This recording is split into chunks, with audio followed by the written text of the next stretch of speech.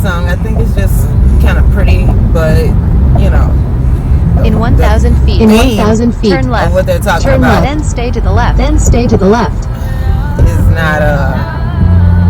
not fun, and that's gonna get annoying. Let me turn this off. So, today I just wanted to talk to y'all because I have the appointment. I had the appointment.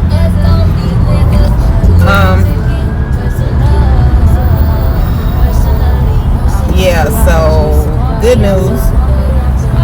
It's documented that it's not just in my head. I'm not just making it up, and I'm not just being a big crybaby. Bad news.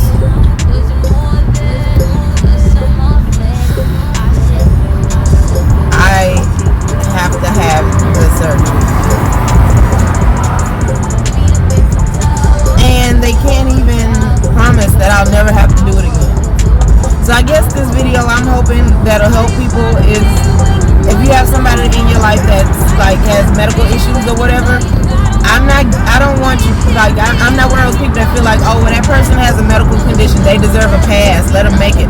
No, because you don't have to be crabby, you don't have to be a bitch. It's some fucked up shit that we gotta go through, but, like, no, I want to dispel the myth of why a person might need a pass just because they're sick, and also understanding about what else is happening. So even though the test is over, I'm gonna have to take the rest of the day to recuperate.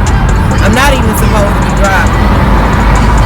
So, if this test was where you get strapped down to a table and they flip you at this degreed angle to see if your blood pressure, like what happens to it and how much your body can withstand, it's stress. They evoke stress symptoms in your body to see what happens and how much you can withstand. So, apparently, in terms of hospitals, I'm still young, so they were like, no, you're not getting a machine, you're not getting none of that stuff, you just had a surgery, and besides, you're structurally intact, so it's not, a bunch of side effects or anything that we have to worry about.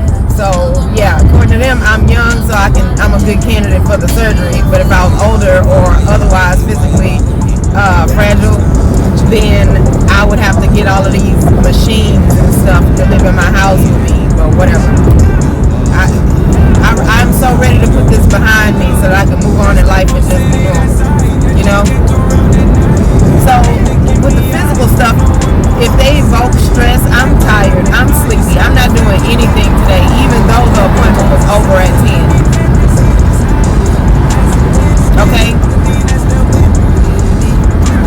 It's not like, and then that means that today I would order DoorDash, I would have somebody to cook for me. So, money. It costs money. I had the valet park. That was $17 because it was the closest place and they don't let you walk to the other garage. So, but emotionally though, there's a little bit of relief knowing that I wasn't just being lazy, I didn't just make it up, but it's sadness because this is now a thing. Now it's a solidified thing. She showed me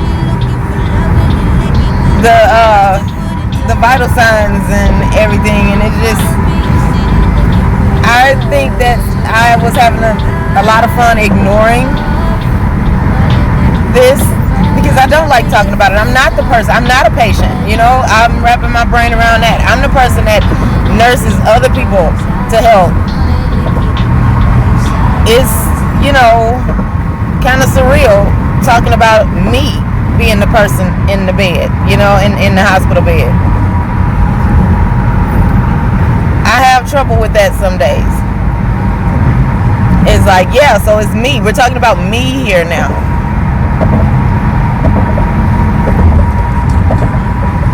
And I just found out that apparently some people you have to put, I had been, watching my salt intake, right? So for me, that's not a good thing. I'm not a person who can have restricted salt. I have to have the normal amount of salt. I don't know if anybody out there ever knows that, but every diet ain't for everybody. And then when, like, after the surgery or whatever, I can, restrict salt if I want to or whatever. But, like, for the time being, they didn't say, like, just dump a whole bunch of salt on everything I eat. But, like, for now, I can't have, less salt. I can't use Mrs. Dash for right now. I gotta sprinkle a little bit of, what's the little girl? Morton's all over everything.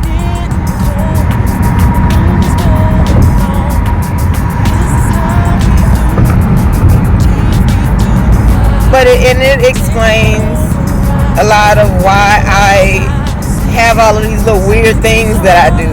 Like the feeling right before passing out is horrible. And I have added a lot of stuff in my day-to-day routine to avoid that, to not have to feel it. Recovering from it is horrible. I realize now that it's a lot of little quirky things that I do, and that's probably where it came from.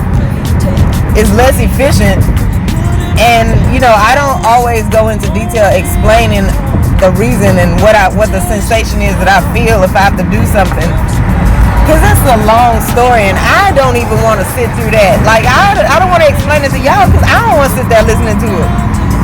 So I know y'all probably get irritated listening to it. So I just, it's a lot.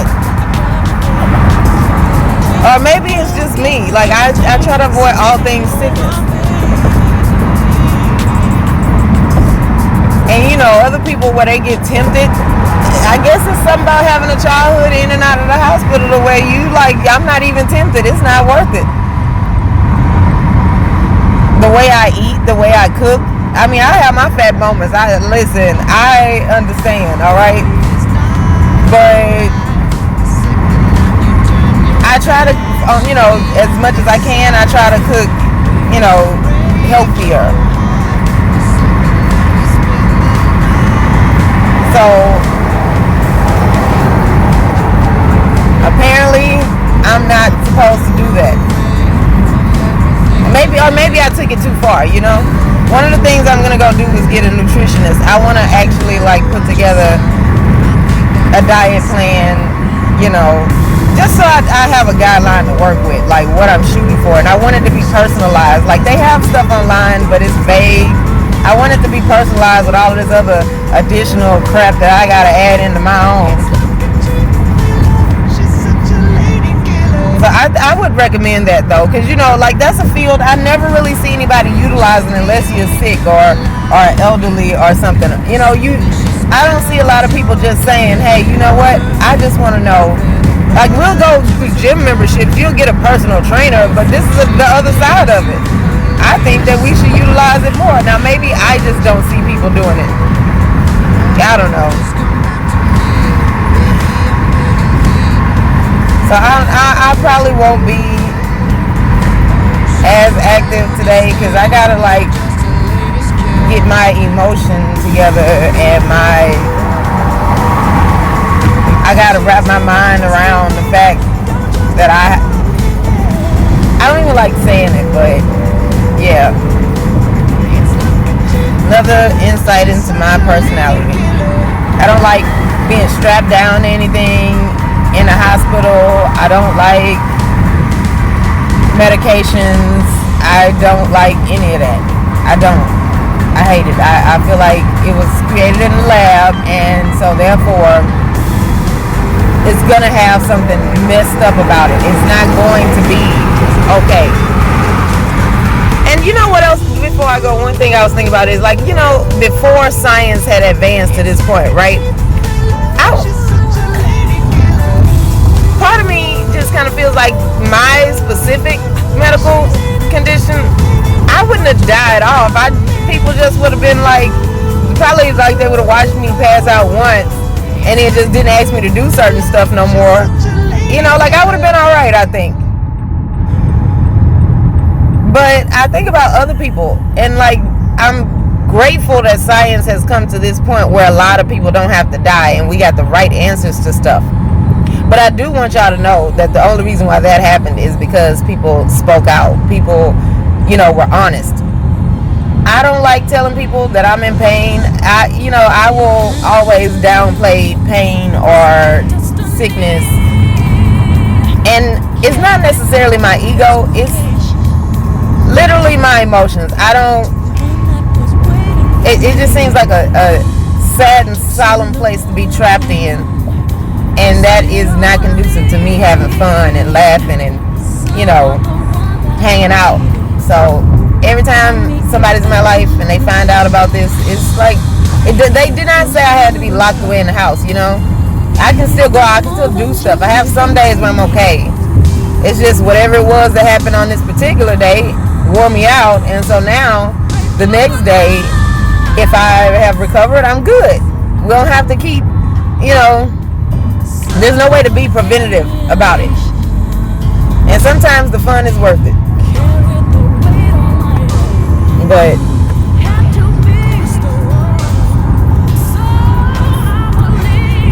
so here's hoping that you can get some understanding. I know we care, like in our culture, we care about people, and we just feel like, okay, but if you know that that's what's gonna happen, why do you still do it? You know, and I think that's easier said than done. We only live one life, and everybody in here gonna die. Now, I'm not pushing towards death, which, by the way, I'm gonna talk about probably tomorrow or maybe later if I feel better. It's called the Death Drive, and how I think it's shown in our community. What we need to look at and why it happens. So anyway, we all gonna die. I'm not pushing towards death, but I would feel like, why stay here longer if it's gonna be boring, you know? So I just don't run from it. I'm not tempting death and testing it, and I'm also not scared and running from it with every single thing that I do.